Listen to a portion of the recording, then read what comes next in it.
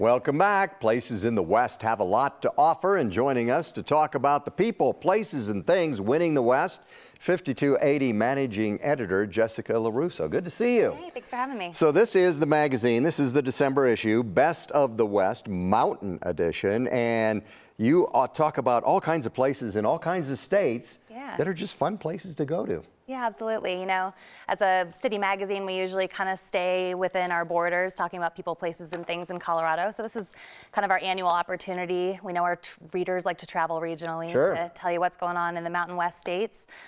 Great, gorgeous new lodging options, adventures, innovative chefs and artists, all kinds of reasons to travel. It's an 8-state region: Colorado, Utah, New Mexico, Arizona, Montana, Idaho, Wyoming.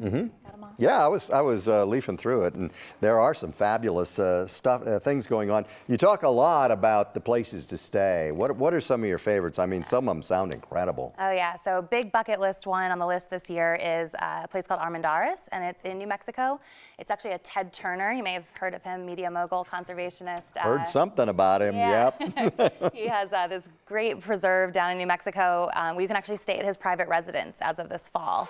There's a bat colony on site, lots of wildlife sighting, petroglyph tours, comes with a housekeeping staff and a chef. It's about $8,000 a night, so definitely a splurge. If you're looking for a more budget-friendly trip, I would recommend checking out the Virginian Lodge. It's a 50-year-old, really old-school motor lodge that just got renovated in Jackson, Wyoming. How fun. Yeah. So how did you come up with all these places?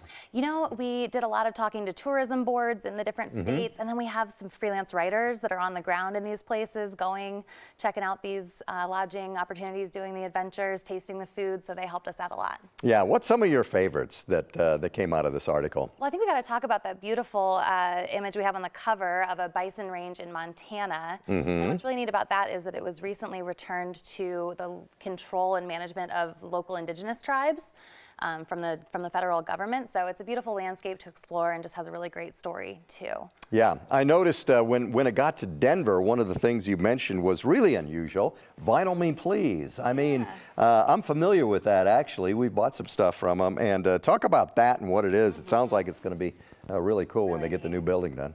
Yeah, so Vinyl Me Please is a record subscription company, kind of a record of the month club, and they are actually building their own pressing plant in Rhino. It's going to be massive. You're going to be able to come and tour it, buy albums. It's right across from Mission Ballroom, so just a really cool thing for music lovers in Denver. Oh, it sounds just absolutely wonderful. All right, and then I do have to mention, since I have some interest in this was an article that was in there in the new December issue.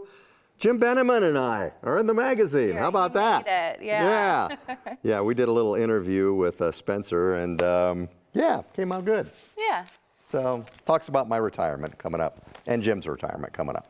So anyway, thank you so much for coming in, and it's a great issue. I hope people check it out. 5280, the latest.